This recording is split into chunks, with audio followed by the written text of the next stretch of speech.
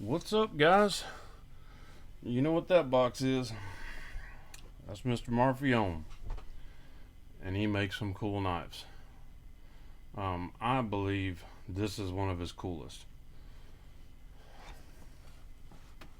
As the thumbnail says, death on contact.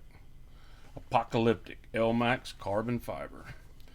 I mean, there is no maker I've seen that has the presentation of this dude.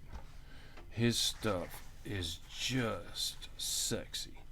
And I showed this in the last Marfione review I did, but I mean, it's worth going through again. My goodness. This guy. Look at that.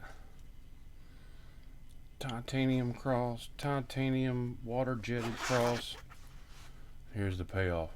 Look at that. Like it's snuggled in its mama's arms. Beautiful, beautiful, beautiful. Death on contact. Look at the carbon fiber. Boy, don't that give you the fizz. I'm gonna get in trouble for saying fizz. That's somebody else's word, but if you watch the same YouTube channel I do, you'll understand the joke. I mean, even his, we all hate proprietary hardware, but look at it. Damn, it's sexy.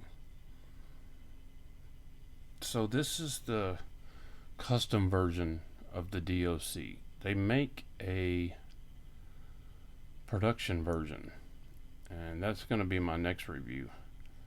There is very little difference to me in the custom and so there is a significant difference, but as far as the difference in price, there's not that much difference. And I'm not saying this knife is too expensive or that one's too cheap or whatever.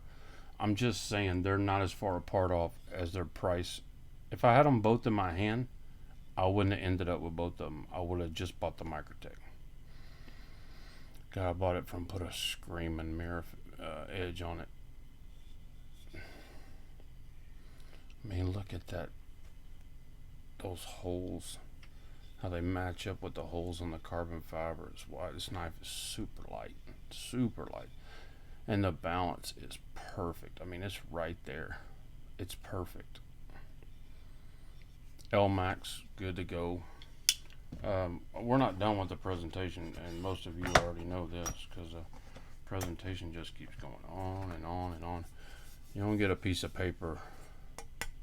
You get a chunk of steel for a birth certificate. I've seen Jim Skelton's review of his. His is ridiculously sick. It's got the bronze clear coating on the blade on top of a mirror polish. Oh my God, he's got the nightmare grind on his. It's ridiculous. His is not signed on here. It was kind of weird, but he got his at Blade Show, so I'm sure everything's a little different there. Probably didn't have a chance to sign it, but let's get this out of the way and talk about the DOC for a minute. Actually, this is not the DOC. The Microtech is the DOC. This is the death on contact. I think, yeah. I don't see it listed as DOC anywhere. So I've heard people say they use these as thumb studs. I don't know what knife they have, but mine will not do that. I mean, the action's great. I mean, it's not necessarily fall shutty. I haven't handled any Marfiones that are fall shutty. These are older knives too. I mean, you got to understand. The birth date on this knife, I think, was 15, so that was about 5 years ago. Bearing technology and all that has come a long way since 2015. So when you go buy a brand new 2015 knife, the action's going to be a little bit better than this. But from what I've read, Marfione has never had like a super smooth action, but you don't need a fall shutty action on every knife. That knife is just sick. Now, introduce the Microtech DOC with the nightmare grind. Now, this knife retails for a couple of $1,000 plus, right? This knife's $335, $45. I don't see like almost $2,000 difference in those knives. But you're talking about custom and production. They're two separate animals. I'm not a custom collector. I'll usually have a custom or usually don't have a custom. If I find one I really, really like this, I just kind of expected it to be miles above this. It's not dogging this, it's just saying this is really, really good. The only issue I have with this, and I don't know if it's my knife or all of them, is the detent is insane. It's super strong, but it's brand new. It's from 2015, but I was the first one to use it. It was still in the package new when I got it. So it's just right coming off, and I'm sure I know it'll break in and get better, but as stiff as it is, it's still going to be stiff. But that makes the blade flip out, really aggressively. So that was probably intended.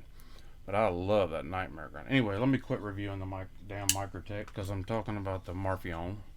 Y'all quit distracting me.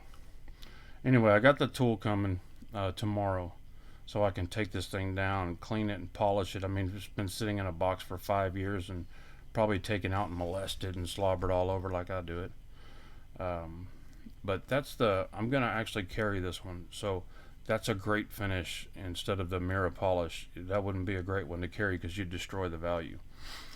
I'm gonna carry this one and light use it, and I don't think it's gonna show anywhere. I don't think it's gonna, kill its value.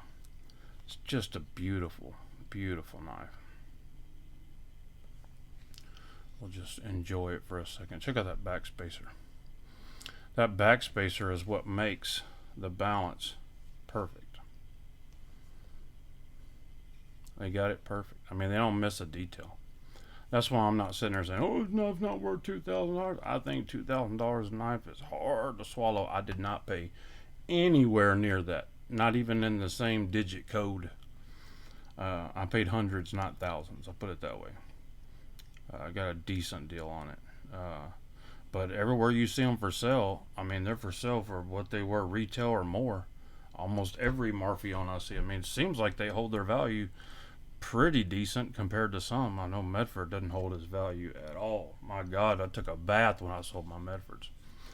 That's just the way it is. I mean, that's one thing that I agree with Greg Medford is these things are not investments. I mean, we buy them because we love them. If you're buying a knife to make money on it, good luck.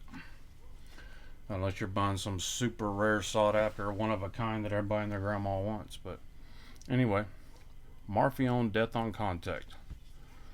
Love, love, love this knife. It's beautiful. Guys, thanks for watching. Y'all have a great night. God bless.